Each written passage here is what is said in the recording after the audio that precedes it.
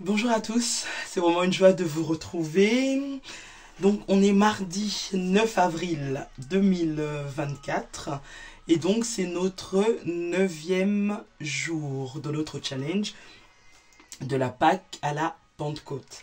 Alors excusez-moi encore parce que ma voix elle est un peu cassée encore, mais le Seigneur fait grâce et tout va bien. Et donc hier on a commencé à parler de Jésus et de l'humanité de Jésus. Et donc aujourd'hui, j'aimerais bien qu'on puisse voir quelques qualités qui étaient en Jésus-Christ, qui est notre Seigneur et Sauveur.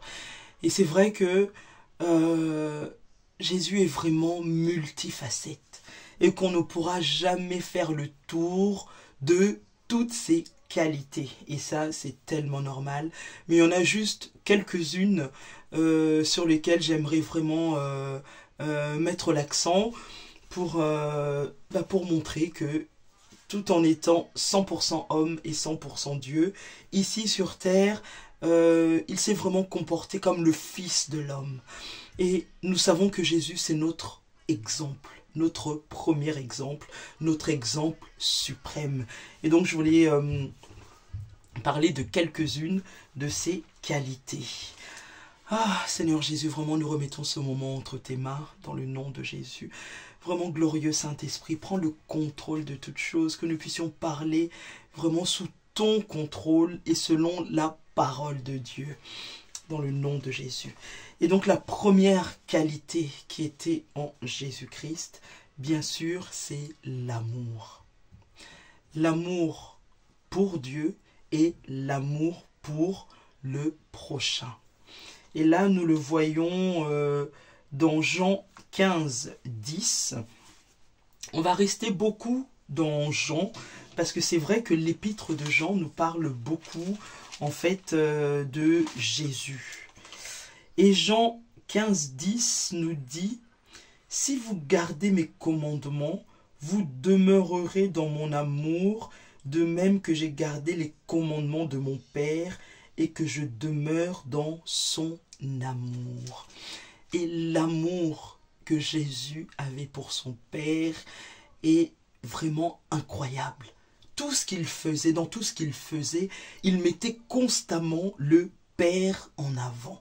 Et il nous explique à chaque fois qu'il ne faisait pas les choses de lui-même, mais qu'il le faisait par Dieu et pour Dieu.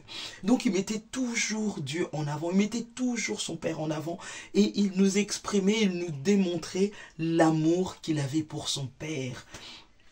Et c'est vrai qu'en parlant de ça, forcément je pense à ce commandement: tu aimeras ton Dieu de tout ton cœur, de toute ton âme et de toutes tes pensées, et tu aimeras ton prochain comme toi-même. Et Jésus même le dit, c'est le plus grand commandement. Et donc Jésus, qui est notre exemple suprême, nous l'a tellement montré, l'amour pour Dieu et l'amour de Dieu. Et le deuxième, c'est l'amour du prochain. Et là, en fait, on peut le voir dans Jean 11, au verset 35. Et le Jean 11, c'est le chapitre, en fait, qui nous parle de Lazare.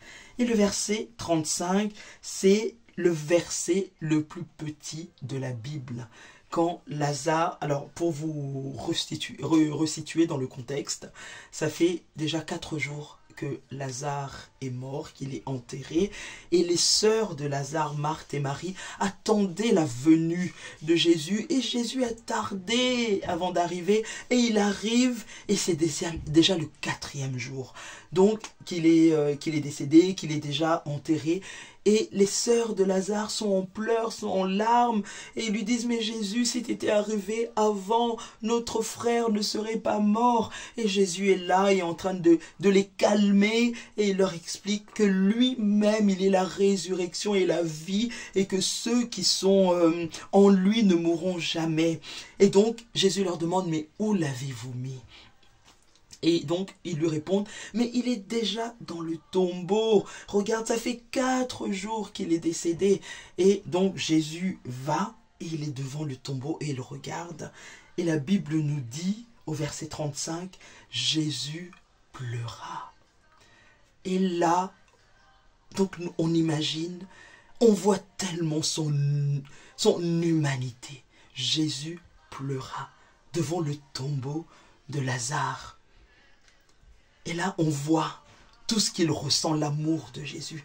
Mais aussi, peut-être ce qu'il a ressenti en ce moment-là, en voyant tous ces gens qui pleuraient, en voyant son ami Lazare au tombeau. C'est pas ça qui l'a fait pleurer, parce que je sais qu'il savait en lui-même que Lazare allait ressusciter.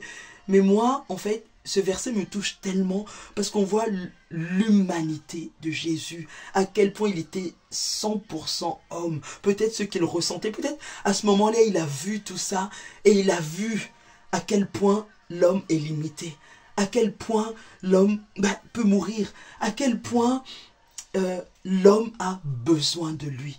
Donc la Bible nous dit, Jésus pleura. Et le deuxième verset qu'on peut prendre, toujours par rapport à l'amour du prochain, c'est toujours Jean 11, mais au verset 5. Et il nous dit, « Or Jésus aimait Marthe et sa sœur et Lazare. » Donc Jésus était très attaché à cette famille-là et il les aimait énormément. Et on voit l'amour de Jésus. C'est un amour qui n'est pas intéressé. C'est un amour qu'il donne, mais qu'il donne de tout son cœur. C'est vraiment la première qualité de Jésus. La deuxième qualité de Jésus, c'est l'humilité. Et c'est Philippiens 2:8 qui nous le montre, mais vraiment d'une très belle façon. Donc on va dans Philippiens 2:8 qui nous dit, alléluia. Et après s'être trouvé dans la situation d'un homme, il s'est humilié lui-même, se rendant obéissant jusqu'à la mort, même jusqu'à la mort sur la croix. Là, on voit l'humilité qui était en Jésus-Christ. Et la parole de Dieu qui nous dit, qui n'a pas regardé comme une proie à arracher d'être égal avec Dieu. Parce qu'il était 100% homme, mais aussi 100% Dieu. Il pouvait faire les choses d'un claquement de doigts, mais non, il a accepté de vivre comme un homme, de faire les longs trajets qu'il faisait à l'époque, d'aller à Jérusalem, d'aller en Galilée, de louer la barque pour traverser la mer alors qu'il avait la capacité de marcher sur les eaux. Donc on voit que tout ce que Jésus a fait sur la terre, il l'a vraiment fait en tant que fils de l'homme. Donc l'humilité, la seconde qualité. La troisième qualité, c'est la paix que Jésus avait en lui face aux circonstances. C'est vrai qu'on peut se dire, bon, la paix, c'est pas tellement une qualité, mais moi, je prends ça comme une qualité. C'est-à-dire, quelles que soient les situations par lesquelles il passait, il gardait toujours une paix royale. Et c'est le cas de le dire à l'intérieur de lui. Et là, on le voit dans Jean 14, au verset 27, qui nous dit, « Je vous laisse la paix, je vous donne ma paix. Je ne vous donne pas comme le monde donne. Que votre cœur ne se trouble point et ne s'alarme point. » Et ce verset montre tellement le niveau de paix qui était en Jésus. Quelles que soient les circonstances, quelles que soient les situations, il avait la paix en lui. Il gardait la maîtrise de soi. Donc voilà, ça c'est la troisième qualité de Jésus. La quatrième qualité, c'est une confiance totale en Dieu. Jésus-Christ avait une confiance totale en Dieu. Et là, on revient dans Jean 11, au verset 41 et au verset 42. Et la Bible nous dit, je vais commencer par le verset 40. « Ne t'ai-je pas dit que si tu crois, tu verras la gloire de Dieu ?» Ils ôtèrent donc la pierre du lieu où le mort était couché. Et Jésus leva les yeux en haut et dit, « Père, je te rends grâce de ce que tu m'as exaucé. Pour moi, je sais que tu m'exauces toujours. » Et là, ça nous montre la confiance que Jésus avait en son Père, au Dieu Tout-Puissant. Parce qu'il lui dit, Père, moi je sais que tu m'exauces toujours. Tu m'exauces toujours. Mais donc je fais cette prière pas par rapport à toi et moi, mais par rapport à ceux qui m'écoutent, pour qu'ils comprennent que tu es un Père sur lequel on peut compter totalement et parfaitement. Un Père qui ne nous fera jamais défaut. Et donc ça, c'est vraiment la quatrième qualité de Jésus. Il avait une confiance totale en Dieu. La cinquième qualité de Jésus, c'est son obéissance par rapport à son Dieu. Et là, nous le voyons dans Jean 6. Vraiment, je vous encourage à relire vraiment le livre de Jean, parce que c'est vraiment... De toute façon, pour connaître la vie de Jésus, il faut commencer par l'évangile. Matthieu, Marc, Luc, Jean.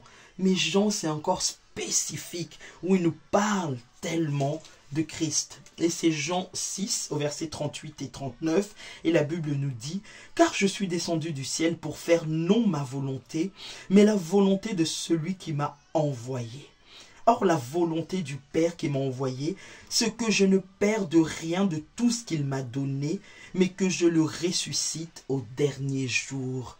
Et là, nous voyons l'obéissance de Christ vis-à-vis de Dieu, vis-à-vis de son Père. Et à chaque fois, il lui disait, je ne suis pas là pour faire ma volonté, je ne suis pas là pour me prévaloir, je ne suis pas là de moi-même, mais il mettait toujours Dieu en avant. Et il y a plein de choses. Donc là, je vais m'arrêter dans ces 5 qualités. Mais il y a tellement d'autres qualités. Et je sais que vous, il y a d'autres qualités que vous pouvez me citer concernant Jésus-Christ. Et vraiment, il est l'agneau parfait. Il est notre exemple suprême. Celui vers qui nous tendons et à qui nous devons ressembler. Et donc voilà, et je pense que je vais m'arrêter là. Et vraiment que le Seigneur vous bénisse abondamment. C'est notre 9e jour. Et moi, vraiment, de partager ce moment avec vous, à chaque fois, ça m'encourage. Parce que des fois, je vous dis, c'est comme si, des fois, j'ai un peu la flemme et je dis, oh là là, encore faire une vidéo. Mais après, le glorieux Saint-Esprit vient me requinquer et me dire, non, grâce, c'est pas en vain. Même s'il n'y a qu'une seule personne qui regarde, vraiment, je dis merci Seigneur et gloire à Dieu. Donc vraiment, soyez pleinement bénis.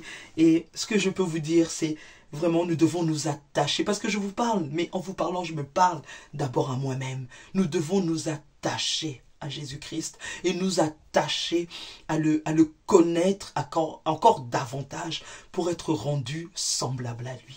Donc je vous bénis et que le Seigneur vous bénisse abondamment, vous et vos proches. Au nom de Jésus. Amen.